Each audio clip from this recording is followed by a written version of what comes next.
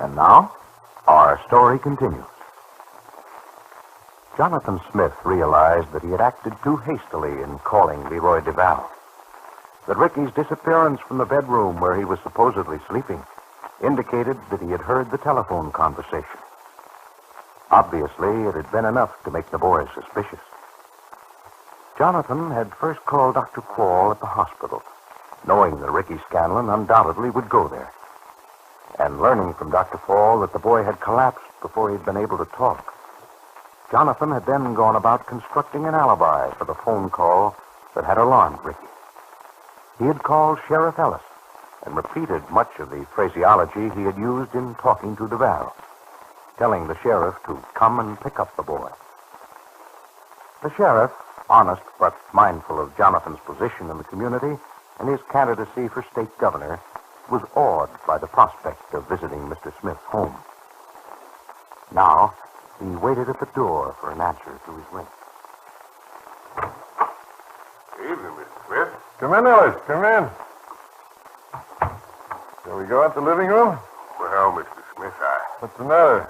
Well, this is a business call, Mr. Smith. Oh, no hurry about that.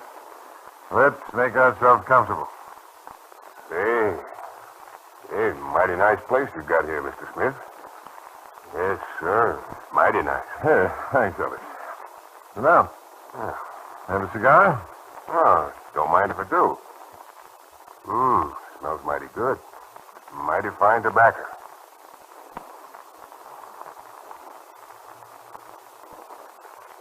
Kind of a surprise, the Scanlon boy showing up here, Mr. Smith.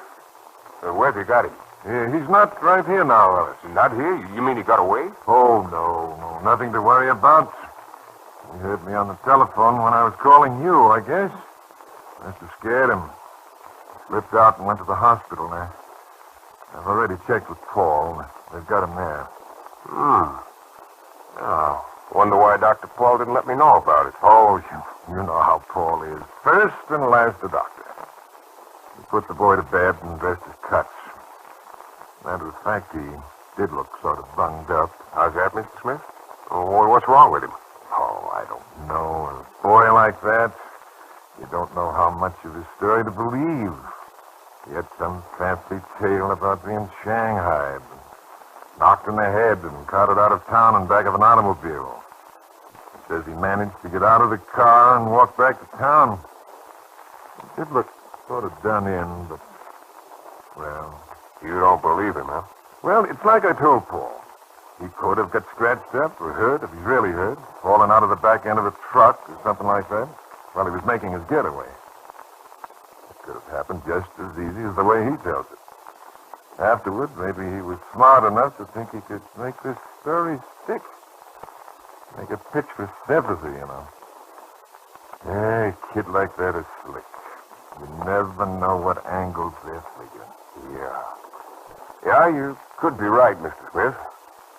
Well, still in all, if there's any chance the boy's telling the truth, you know how it is. I'd like to give him a fair shake. Of course, Ellis. I believe in fair play. At the same time, we can't let our sympathies sweep us overboard. If it wasn't this Scanlon kid particularly, I'd feel a little better about it. After all, just look at his background. Yeah, that's right. Old man Scanlon was a terrible boozer. I used to have a lot of trouble with him when I was a deputy. Drunk every Saturday, never worked. No, I guess you can't expect much of stock like that. That's what I mean, Alex. And there's no question about it, the boy has a criminal mind. He's got him dead to rights in this bootlegging. Don't forget that. And there's not a way he can alibi himself out of it. Yeah? Yeah, that's right, Mr. Smith. Yeah, that's an awful thing, Ellis. Just think of it. That poor little girl of Bill Harris's, Sheila. Why, she'd be alive today if it wasn't for that boy. Those other kids that got into trouble, Tommy something. What's his name? Caldwell. Yeah, that's it. Yeah, the one that got hurt in the knife fight. And all those other kids. Indirectly, they're this boy's responsibility. Can't be laughed off or sympathized with, Alice. Oh, you're dead right, Mr. Smith. The Scanlon boy's got to be held accountable. I sort of thought we'd see eye to eye on this, Alice. I I think we feel about the same way about this town. We have a responsibility. The people look to us for protection, and we cannot let them down. Yeah, that's right. Of course, it means a lot to me, particularly. I started this investigation, and I want to clean it up. You know, we both look pretty bad after that raid, Alice. Something like that can boomerang. Makes the people lose confidence in you. It can reflect on the polls at election time. Yeah. You know, Mr. Smith, I've been thinking about that raid. I don't know whether to trust that fellow Walters or not. How's that, huh? Well, I don't rightly know what it is. He's kind of shifty-eyed or something. Kind of like a lead quarter. He just don't ring true. You think so? Well, of course, it's just a hunch. I can't figure how a boy like young Scanlon could be in this bootleg business just on his own. He had to get hold of that liquor somewhere.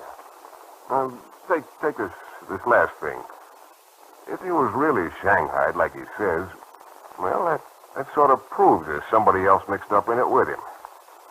No, sir, I'm not real satisfied with the way it's turned out. Yeah.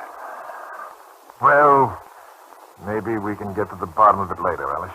The point is, this boy's in the wrong, so him being kidnapped doesn't have any real bearing on his case. You know, I've been looking around, Ellis, and this sort of thing that's catching on all over the state. If I become the governor... Here. I guess you aren't worried about your chances, Mr. Smith. Well, I've got a lot of friends, Ellis, yes, and most of the good people know that I have their best interest at heart. But if I become the governor, I'm going to see to it that this sort of thing is stamped out. Our young people have got to be protected. Yeah.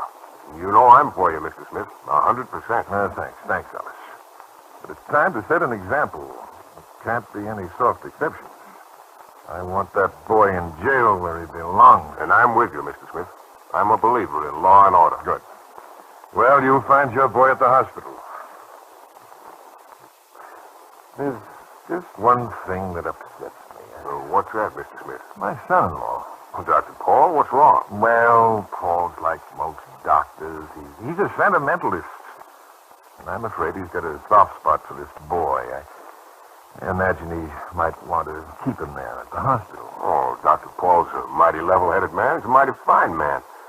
I think he'll be reasonable. I don't know whether he will be or not, Ellis. Paul isn't a realist like we are, and of course he isn't in the public eye. We have our duties to fulfill, an obligation to the community, and Paul's apt to forget such things. Well, I never did have any trouble with Dr. Paul, Mr. Smith.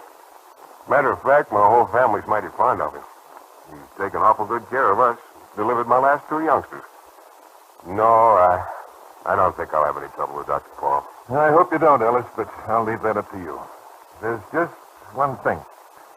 After all, Paul is my son-in-law, and I'd rather not have any hard feelings.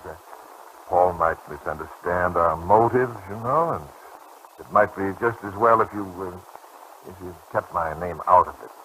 Except as a last resort, of course. Don't you worry, Mr. Smith. I'm the sheriff here. It's my duty to handle it. Well, I'd better be getting over to the hospital. Very well. I'm glad you came over, Ellis. I think we might be able to work pretty well together in the future, huh?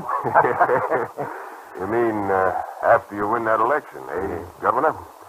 Well, if I can be of service to you, just call me. Don't worry, Ellis.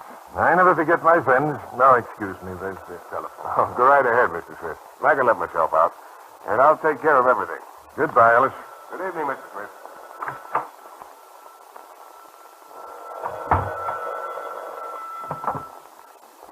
Hello? Yes, Devoe, what do you want? You had a lot of gall going to the hospital. How will that look? Oh, Mrs. Haggerty, eh? So Paul wouldn't let you in? I was afraid of that. Well, don't worry. I've taken care of it. Yes, the boy will be out of that hospital tonight and in jail. He hasn't talked, has he?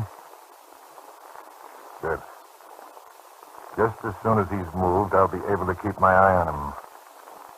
I don't think you'll have a chance to do any talking.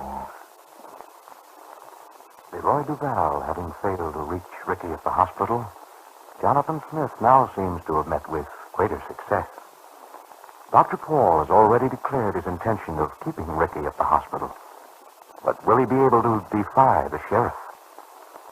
Jonathan's political pressure may prove to be more than Dr. Paul